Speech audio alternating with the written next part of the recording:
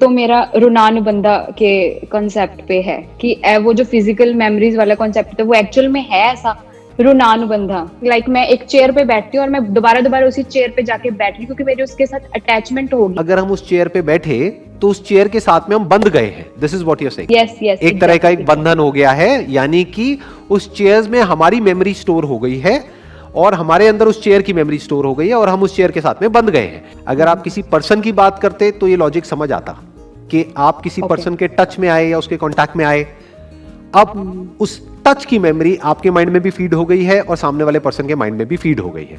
But chair में या दीवार में या नॉन लिविंग जो भी कुछ है उसमें ये सब बातें अंधविश्वास की हैं। ऐसे तो हम कुछ भी मान सकते हैं। There is no scientific foundation to it.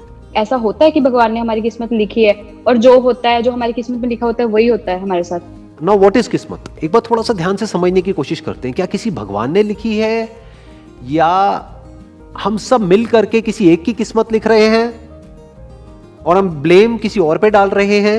ध्यान से समझना। आज अगर कोई किसी ऐसी जगह पे पैदा होता है जहां पर बहुत ज्यादा पोल्यूशन है, पैदा होने के बाद में वो ना चाहते हुए भी दिन की 20-30 सिगरेट पी रहा है, ना चाहते हुए भी, क्योंकि पोल्यूशन इतना है हवा में। उसकी वजह से उसकी लंग्स खराब हो गई, उसकी वजह से उसकी ब्रीदिंग में प्रॉब्लम आ गई, उसकी वजह से उसको कई बीमारियां लग गई। तो अब क्या ये उस बच्चे की किस्मत है?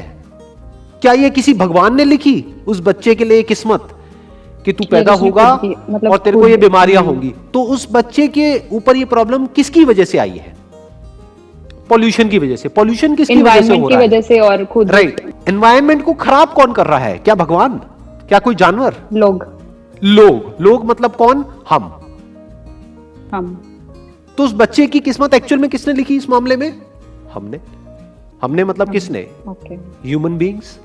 पोल्यूशन की वजह से हर साल लाखों करोड़ों लोग पूरे वर्ल्ड में मर रहे हैं। क्या कोई भगवान बैठ करके किस्मत लिख रहा है उन लोगों के लिए? उन लाखों लोगों की क्या ये किस्मत है? क्या ये डेस्टिनी है?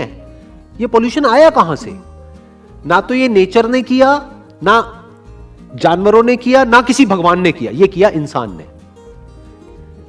किस इंसान ने? किसी एक इंसान ने नहीं, हम सब ने। तो जो सब कर रहे हैं, जो सब कर रहे हैं, जो हम सब कर रहे हैं, उसका असर एक पर हो रहा है और जो एक कर रहा है उसका असर सब पे हो रहा है। तीसरा क्वेश्चन, एक्सपेक्टेशंस। जिन लोगों से हम अटैच्ड होते हैं उनसे ऑटोमेटिकली हमें एक्सपेक्टेशन होती है, तो उसको कैसे खत्म कर सकते हैं हम? एक्सपेक्टेशंस को खत्म नहीं कर सकते और करना भी नहीं चाहिए। एक है love and compassion which is always unconditional, जैसे एक मां का अपने बच्चे के लिए होता है। लेकिन फिर आती है एक relationship which can't be unconditional. For example, एक माँ बेटे के रिलेशन में प्रॉब्लम क्यों आने लग जाती है? बचपन में तो सब कुछ बड़ा अच्छा चल रहा होता है, बड़े होते ही क्या हो जाता है? जैसे उस बेटे की शादी होती है क्या हो जाता है? ये सास बहू की कहानियां सुनी है ना आपने? अरे सीरियल्स हैं इतने सारे, मेरे को कुछ बोलने की जरूरत ही नहीं है।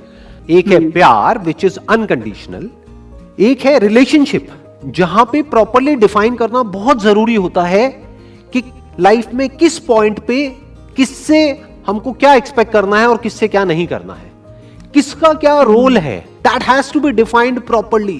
कहां पर कितनी स्पेस होनी चाहिए, कितनी नहीं होनी चाहिए, वो सब डिफाइन करना पड़ेगा। It can't be unconditional. Expectations को कभी खत्म नहीं करना है, कभी भी नहीं, स्पेशली इन अ रिलेशनशिप।